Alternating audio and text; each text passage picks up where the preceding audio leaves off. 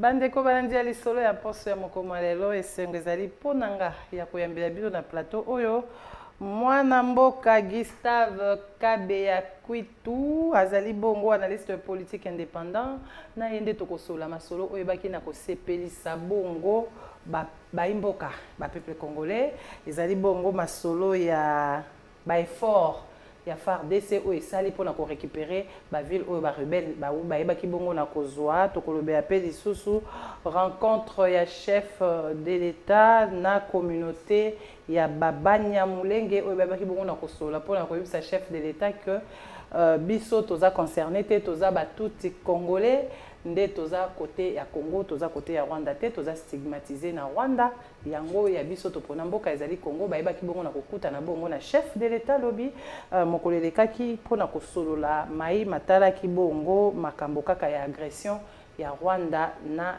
RDC bandeko balandi sans plus tarder avant ya kobanda masolo na biso tikana nona na souhaité joyeux anniversaire na moninga moko auti na kobotama na kombo ya Bibiche Ngavele Saidi journaliste à CNTV. Joyeux anniversaire à toi maman Bibiche, que Dieu te fasse du bien, plein de bonnes choses bonnes choses à toi. Les loto ko sepela bongo anniversaire na yo nzamba bakisela yo ya ebele koleka moninga na ngai mon père so m'a privé nzambe abakisela yo ya ebele. Joyeux anniversaire à toi. Na yango tokota bongo na sujet na biso ndeko Gustave boni santé. Madame, santé za bien ngolo nzambe. Esengo mingi koyamba na plateau oyo. Vraiment considération opesi na mutu na ngai poko benga ngai to meka posolola. Moi muke makambo eza koleka na mboka na biso. Eza pona ngai esengo. Vraiment ezali mbala liboso pe ya suka te. Tokoyambaka na plateau oyo eza plateau na bino, eza plateau ya baimboka, bolekaka air bolingi po eza chaîne na bino o bolingaka mingi. Tozali na lisolo bongo ya kobeta lelo penza ya ebele pour peuple congolais na moni à se réjouir parce que ba souci ezalaki mwana mitema to bandaki ko ima okotala TV boye bato akote kuna batukisi biso mitema okoyoka boye balobi boye mais ba effort ya ba FARDC na biso ya mampinga ya mboka tout le monde va récupérer Bunagana, va récupérer Bamboka oyo ba rebelle ba utaki na kozwa. Siko yoko tanga ngo penza ndenge nini? Madame ezali sujet ya esengo mingi. Pona komona lolenge makambo ezali ko kende na est ya mboka na biso. To yebi biso nyonso ke mikolo mileki partie est ya mboka na biso ezalaki sous l'emprise ya ba ennemi na biso ba M23. Bawana baza kosala bango mon côté bazali na sima na bango na ba pays oyo eza ko soutenir bango. Alors, on a commencé par la cité de Bunagana et koyaki na maboko ya banguna. Mais wana elakisi te ke biso tokomaki makasi tozalaki makasi te. To elakisaki te ke balongaki biso. Na makamba bitumba to yebi ke ezali na ba réalité belé. Tout comme tolobaka yango armée na biso eza infiltré wana et comme akasusu eza kasusu secrété eza infiltré tozali na bato oyo azana kati ya armée mais bazali peut-être ko livrer ba information oyo ekoki kosala ke munguna a contourner armée loyaliste mais mokonzi mboka alalaki pongité na moni bato nyonso Kongo mobimba eloko wana etungisaki mututu donc tokomaki kozala na bobange belé parce que ce qui était moko ya nzoto ezako bela eza nzoto mobima des mal à l'aise. C'est ça. Tant Bunagana ekoyaki na maboko ya banguna ezate ke biso totalaki bango to lobi bon ça va bango ba koyi biso tozolia tozolala même si ba activité musu banda ko salema mais les Congolais avaient toujours une pensée commune dirigée vers Bunagana. Donc komona mokonza mboka asali ba effort à rencontrer attente ya population a bengi population a bibotelema.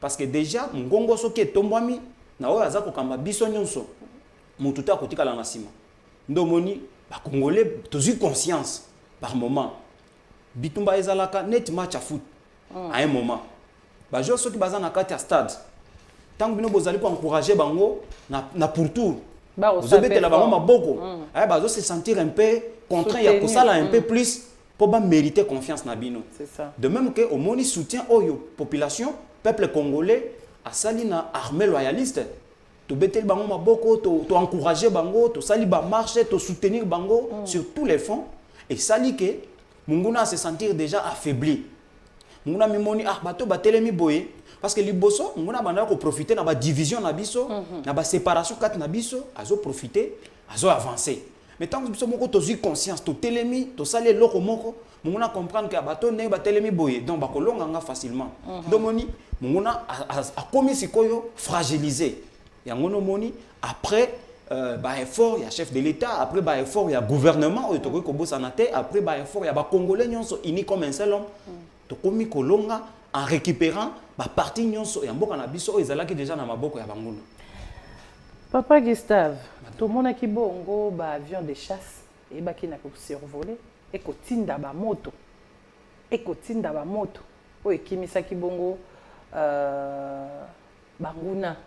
banguna bapakati siko yo bobaki ke toza na embargo ba avion wana euti wapi ba avion wana ebimeli wapi tokoka na ngambo musu bato ya Kabila bakoloba ke avion wana Kabila mutasomba kango seri azalaka uko teke eloko wana eko yimisa eko sa toane sengo ekimisi banguna metolito eba eza o mokonza mboka longwaka ya kala tonde bobombaki yango tondengeni omoni madame ba congolais balingaka beaucoup kokota na ba futilité ba débat moko ezali utilité nga tozana ndako moko nga na somi mbeli mbeli wana emeki ko boma nyoka akoti na ndako mokolo moko bon à quoi kotala ke mbeli ebomi nyoka eza ya x eza ya y o papa Gustave mutasomba ka akayete mutabomi nyoka sepela kaka po mbeli ebomi nyoka ko sepela ko lukate ko yeba eza ya nani mutasomba ki tout ça.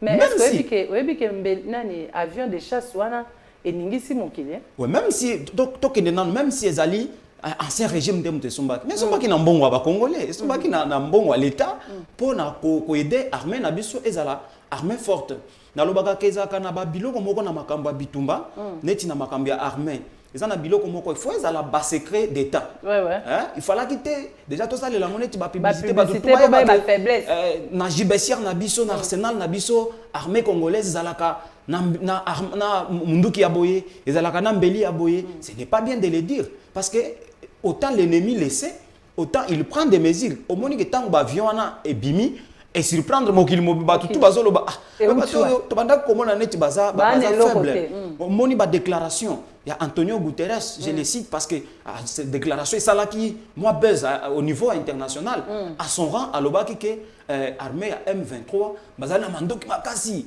oyo ezokoka bazala neti armée loyaliste ya mboka moko boye donc armée mon côté ezokoka kobundana bango mais aujourd'hui la thèse est contredite facilement na armée congolaise oyo koki koboma kobimisa ba avion de chasse en un clin d'œil ino moko bomoni ndenge ba M23 ba pakati mbango donc il ne se retourne même pas même si bazali na moi force ya kosala moi ba déclaration ya mike na ba téléphone na ba téléphone muto abatami na zamba azui téléphone asali photo moko boye mais c'est une faiblesse totale donc ngai pour moi nazok mona ke armée na biso ezalaka makasi tout au début ezalaka makasi siko ndeko Gustave ba calme wana ba silence wana oyo silence radio o le bango babande ko peta biso bako zwaka bamboka na biso bako bomaka batu na biso silence wana ezaki nde bozaki ko se préparer bon ngana za ko comprendre silence wana na lolenge mingi premièrement madame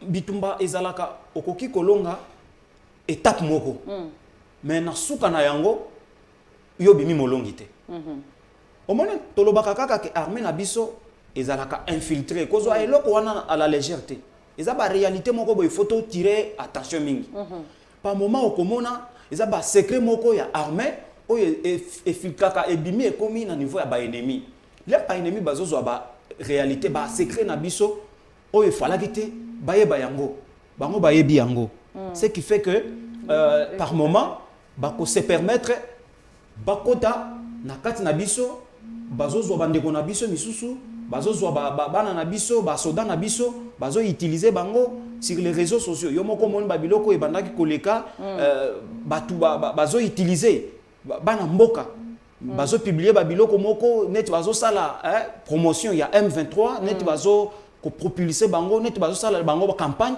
donc biloko nyonso wana ezo fragiliser action sur terrain mais par moment il fallait qu'il y ait une stratégie militaire ya conquête ya ba cité oyo ezwamaki et pas ba ennemi na biso alors stratégie ya conquête wana ba ennemi ta ba koti na Bunagana tout ça ba congolais ba ndeko na biso bazawana na ba Ruchuru ba Chanzu partout wana bazokota baza ba ndeko na biso bango une fois ba koti bazofanda défendre ba ndeko na biso bazomela défendre bango alors pona ko bengana bango il faut une stratégie oyo ko kosala te que to perdre ba ndeko wana parce que bango baza na position ya faiblesse soko ke ipo bengana bango bakoki ko se tourner contre population oriozo luka au sauver population bango va se tourner contre population comme bomba bandeko na biso alors il fallait que tozwana nous moi temps to étudier qu'est-ce qu'il faut faire comment est-ce qu'il faut tokota au moins makambo ya armée ezalaka na ba secret bango bato bazalaka vraiment mieux placé na biloko wana bayebi ke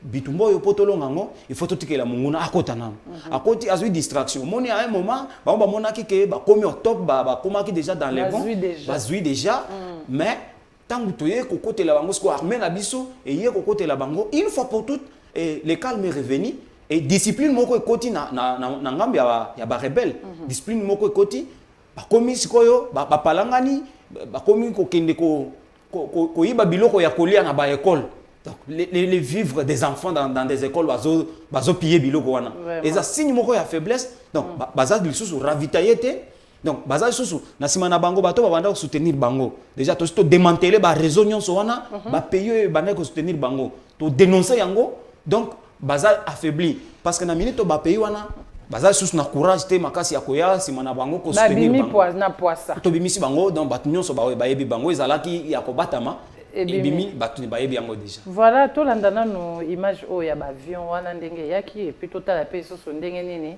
banguna bapakataki na kati ya école wana oyo place bazalaki ko siéger pour armée la biso ndenge yebaki na kobeta bango tolanda nanu ba avion wana ndenge yaki bongo na sima tozonga sur na plateau.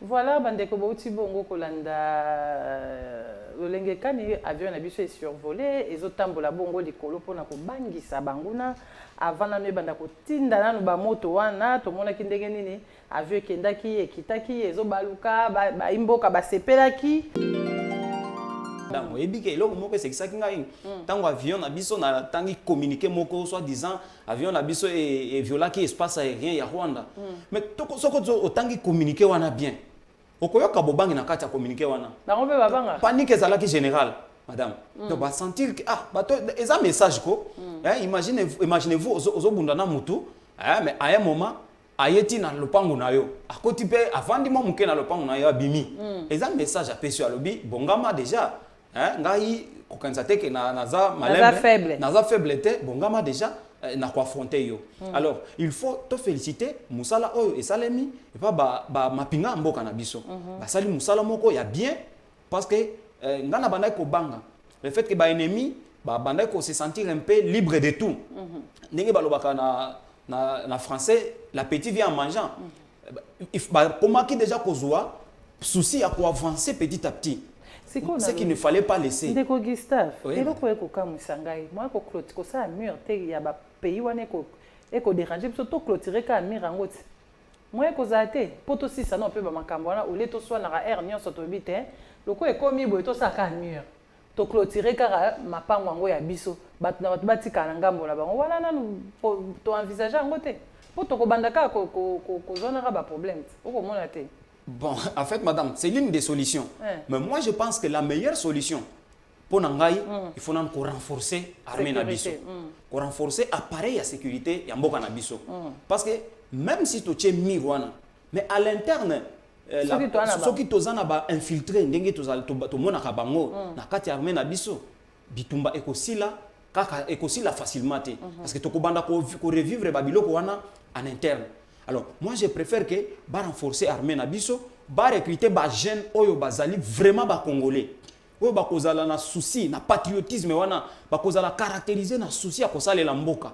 Alors wana toki tokomi na niveau wana ya kozala na armée wana oyo composé na bana mboka na ebike même munguna pour atteindre biso et kozala moi passi.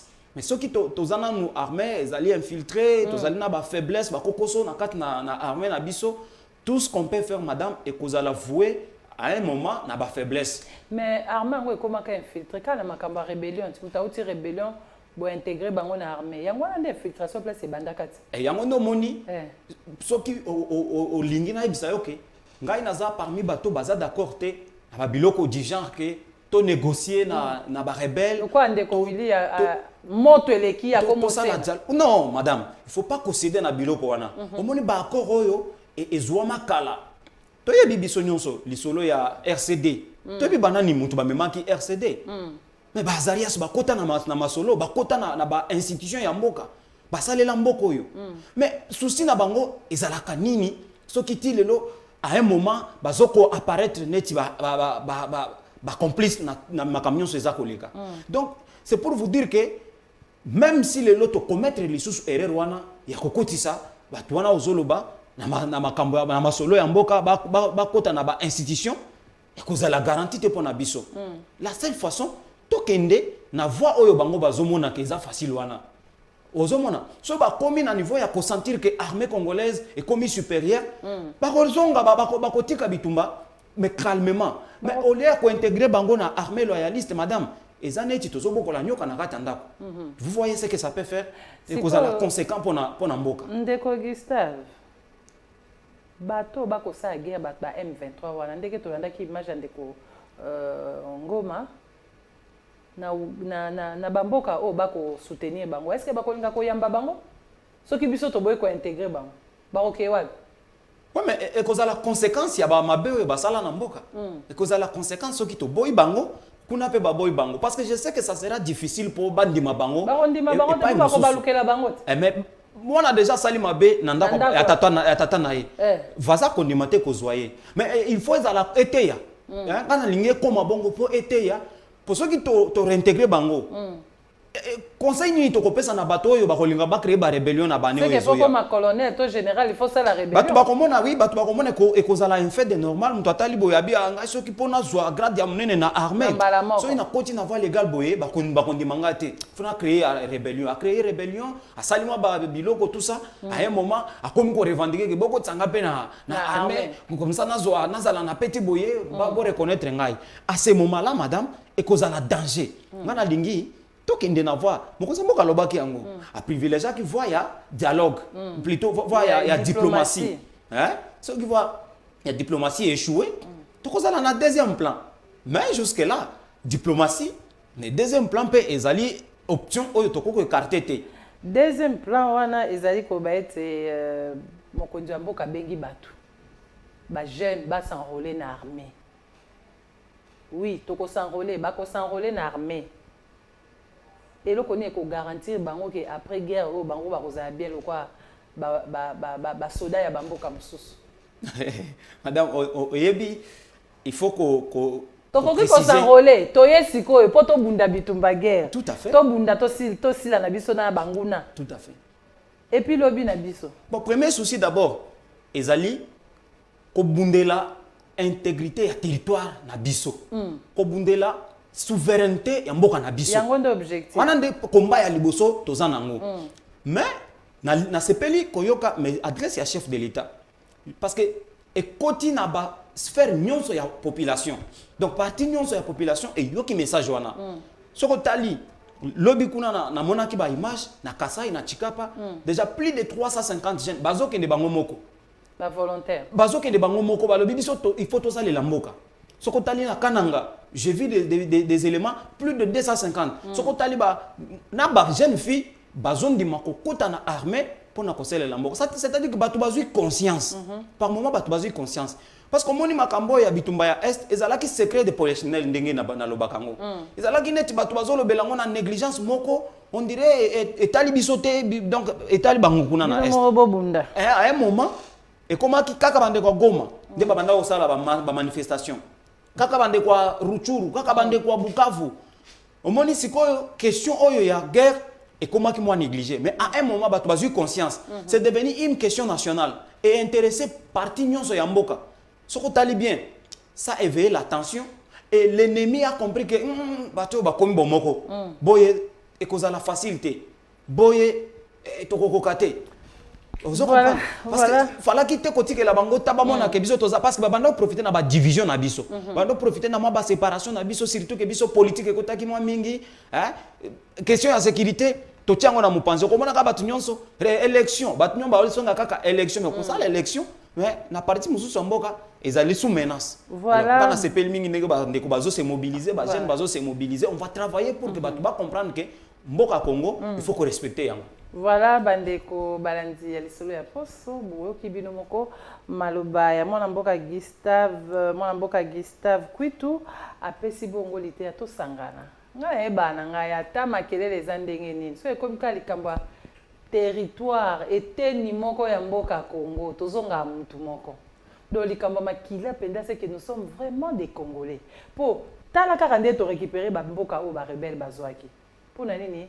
Tozongi na obomoko totie na ba politique wana à part tozongi na mboka biso tozongi na eloko moko pour que to benga na banguna après to ke na élection ou to ko senga élection to landana no ba jeune o baza ko s'enrôler facilement volontairement ba e bango moko pona ko ndima ko bunda pona ekolo pona ko remporter ba mindondo nyonso to oyo ba ko lukela biso na mboka na biso Congo surtout na est presque yesu abetaka libako akoyisaka babomengo nyonso ya mokili oyo nde yango na pesi bango nde bali kozwa Bunagana ne tombera jamais. Je me rappelle mutu moko alobi kokota na Bunagana eza nango problème te mais kofanda na kati ya Bunagana bozwa Bunagana ekoma ya bino et oza facile te. Suivons d'abord bandeko na biso bayebai na kosanrôler bayebai na ko répondre na appel ya chef de l'État bongo na sima tozonga na plateau. Filles et garçons, tous prêts à suivre une formation militaire afin de rejoindre les rangs des FARDC pour faire face à l'agression rwandaise. Ils sont plus de 3000 jeunes, a renseigné le lieutenant-colonel Dike Kaiko Guillaume, porte-parole des FARDC en province. Vous avez vu la population du Nord Kivu répondre spontanément à cet appel du chef de l'État.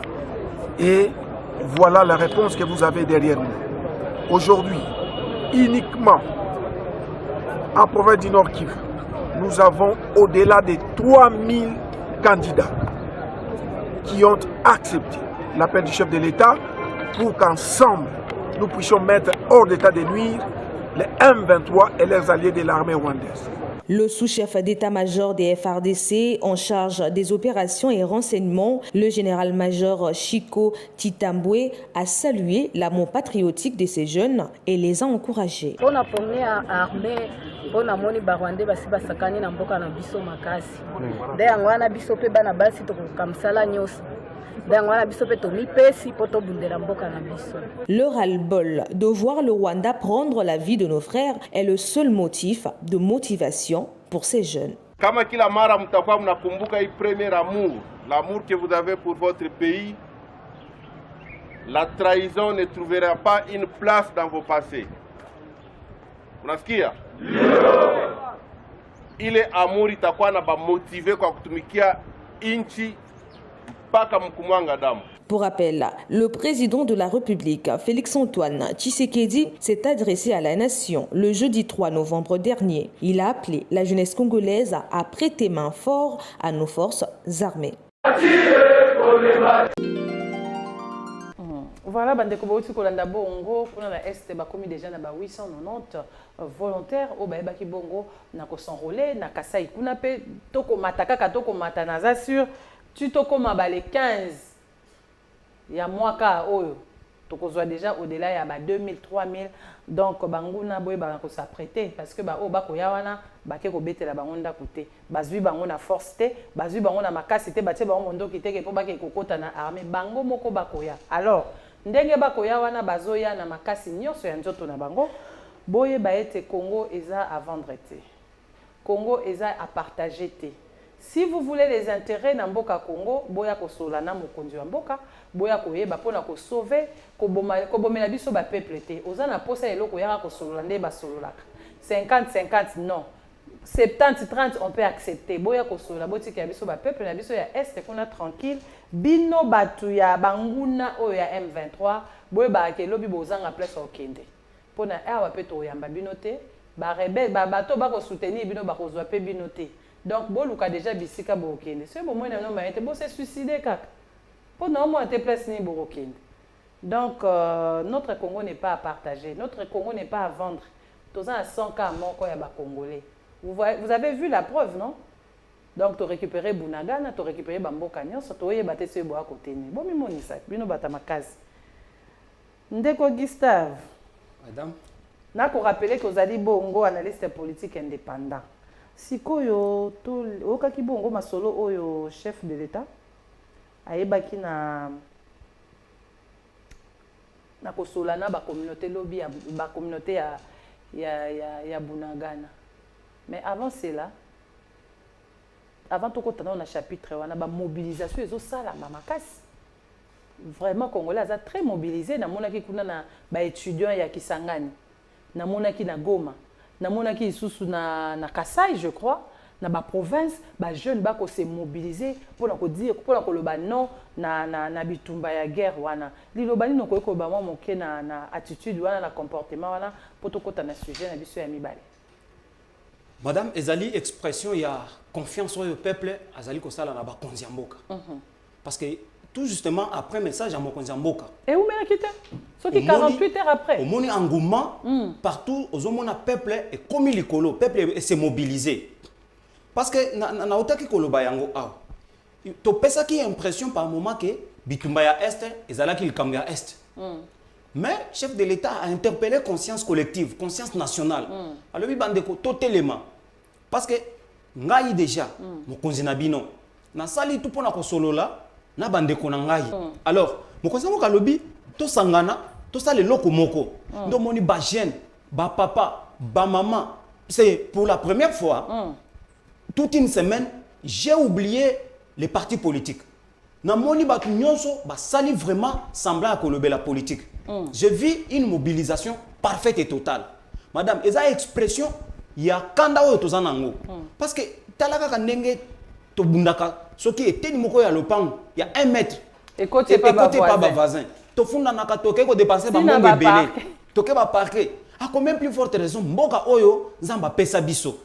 To yebike bomengo oyo tozana ngo nde ezali kolukela biso mindondo.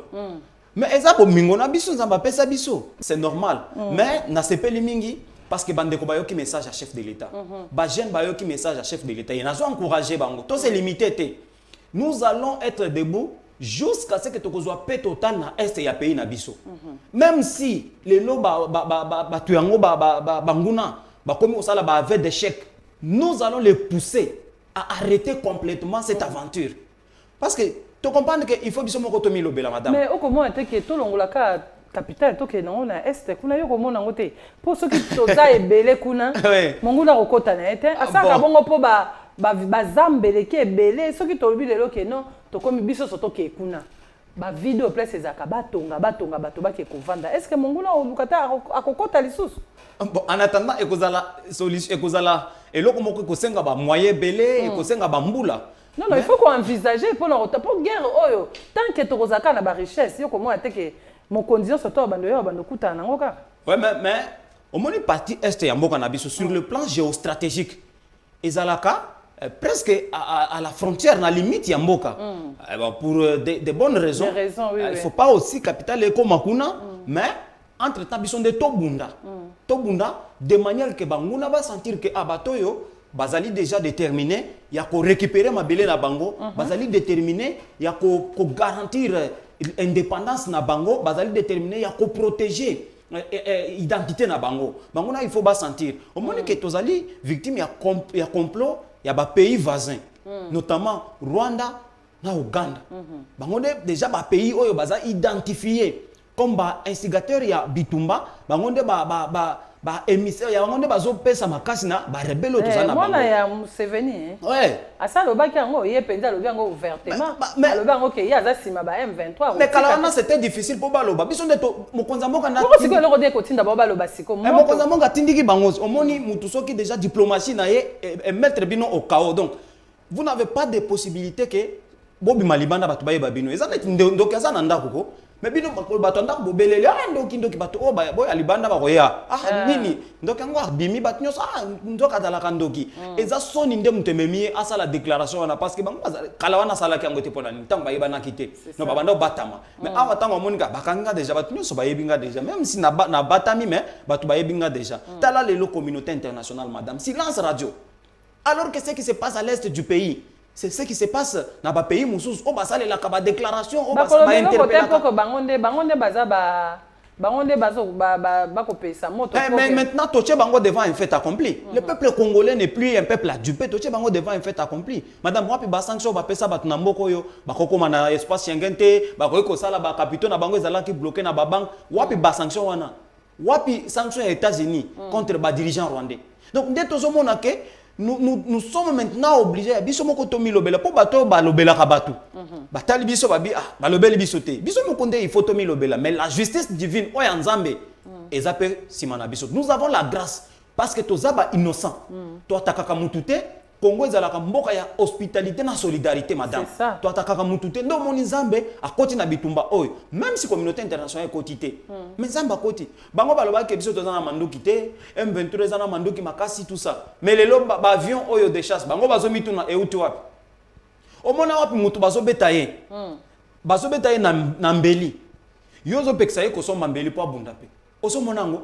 Donc, une injustice qui ne dit pas son nom, madame. Bazo biso embargo, mais entre-temps, biso toza agressé au vu et au su de tout le monde. Pourquoi on ne peut pas lever cet embargo-là? Donc, le Congo est un pays indépendant. Nous sommes un pays, un État souverain. Nous allons faire tout ce qui est de notre mieux pour revendiquer notre souveraineté. Et c'est même déjà fait. C'est même déjà fait. L'ennemi est déjà écrasé. Awa, etikali kaka. Moi mike kaka to silisa musala wana ekozwa biso petan ebelete mais na sengi kaka toza la likolo to telema il faut pas prendre une minute de distraction ba marche pacifique to organiser yango ti muna kobima voilà ba marche pacifique contre l'agression de notre pays to kosala kango ti bango na bakolemba et le bibongo mwana mboka Gustave Kabeya Kwitu na yango na okaki otaki na kotanga kombo ya ndeko Azarias Robert ministre honoraire est-ce que oyebi ke mokonzi mboka ebaki na kosola na bango lobi ayebisaki bango bayebisaki ke non mokonzi biso toza ba congolais toza batoti congolais biso kuna balingaka biso te biso kuna présence na biso balingaka biso te soki lelo bomeki kosala ndenge to kokende wana boko boma biso to wana esika kokende te yo tangi yango ndenge nini. Est-ce que baza envoyé ya diable chez Fati to ndenge? Madame, omoni na bitumba oyo. Donc photo fungola miso sur tous les plans. Na sepeli na initiative ya mokonza mboka. C'est le président de la République, il prône l'unité. Le président de la République, madame, azali sincère. Ça c'est un caractère particulier que j'ai découvert dans les chefs de l'État congolais. Le chef de l'État est sincère. Na kopé ce exemple. C'est sincérité na yona yango babalukela. Muto sincère ba mona ka yene tika faible mais suka yende muto alongaka. Na kopé ce exemple moko. J'avais suivi une adresse du chef de l'État. Oyebi ke sala kinga passe makasi. Alobi j'ai subi des humiliations. Wana na rupture ya ka chef CC to zonga mamuke na histoire. J'ai subi des humiliations. Tant ba humiliaye, tant ba sala ba déclaration so wana, même kolo azwa décision. Parce que Moutousso est sincère, il vous donne aussi du temps pour se convertir. Ce que vous quittez, mais il se prend en charge. Mais aujourd'hui, nous en sommes où? Na lingi kolobaboy. Na message na ye mokonza mboka abeng ba imboka. Toko tate na ba piège oyo bazotendre biso na banguna. Oyebi susi na bango ezani. Babanda ko se victimiser. o ba menacer biso ndenge ba mesana ba attaquer biso ba bomi biso ndemo konza mboka lobi to cede te pona derrière ba biloko wana mukolo kaka ekozala na ba preuve que biso to tomé na biloko wana okoyoka ba déclaration ya communauté internationale communauté Banyamulenge baké pas chef de l'état yango pande likambo yo otanga ngo ndenge nini bon kaka unité ngo ouais bazolobela unité parce que chef de l'état na message na ye asengi tozala bomoko omoni na ba réseaux sociaux po biso tozokota mingi na ba réseaux sociaux ils na bandeko parce que les même si on stigmatiser ba brebis galeuse bazala kate ya Banyamulenge ba komona mutu par exemple à lobby soko moni mutu azana zolo boye soko moni azana ya bisote sala yebo tetete ba message wana ndeza mabe donc mon chef de l'état andimi ko yamba bango po yebisa bango que moi je suis d'avis que tozala uni mais eloko na kosenga pe na bango bazala pe sincère loko la mokonzi mboka c'est ça il faut pas profiter de la sincérité ya mutu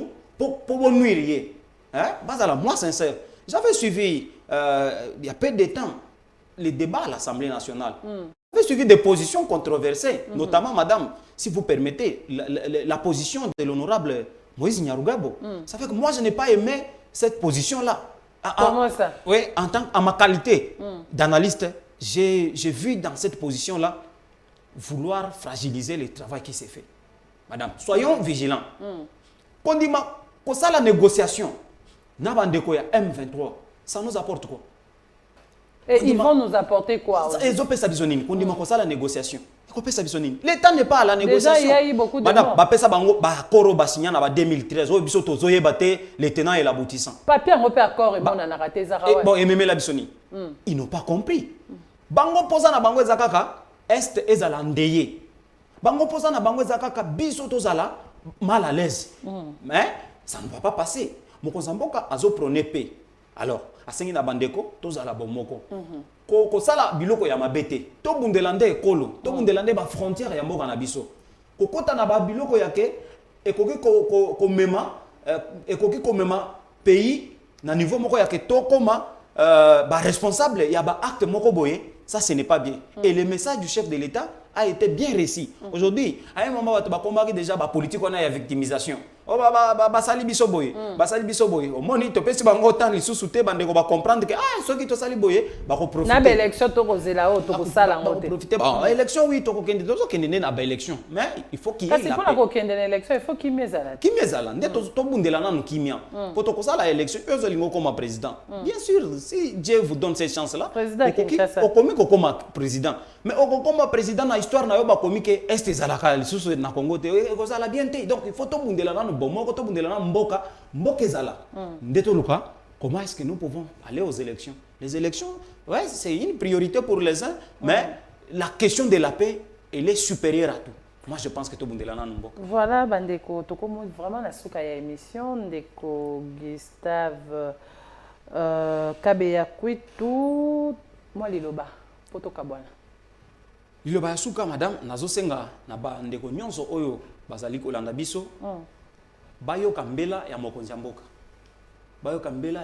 mboka basala elongo na ye to bimisa to bengana munguna parce que munguna amonaki ke akomaki na top mais malheureusement heureusement pour nous tozalaki na ba stratégie tozalaki na ba cartouche ya réserve oyo il fallait quitter to longola ngomba la moko na sengi bandeko nyonso tozala ba moko ba jeune bo s'enrôler facilité ya kokota na armée na ndenge ya bien yangoyo parce que omoni mokonza mboka za ko bundela social ya ba militaire lelo lobi ba kokota armée li fute ko mata ba salaire ba ko arranger ba condition na bango ba jeune oyo déjà baza à l'âge ya kokota armée par la voie légale ko salela mboka c'est ça même le moment ba lumumba ba bundela mboko bazalaka âge na biso ba bundela mboko na ba 30 ans ba 20 ans ba salela déjà mboka na bango biso pe to tombola elongo bendele ya mboka na biso elongo na mokonza mboka po ete munguna to bengana ye pona libela il faut ko bengana ye te pona mikolo mkene to bengana ye pona libela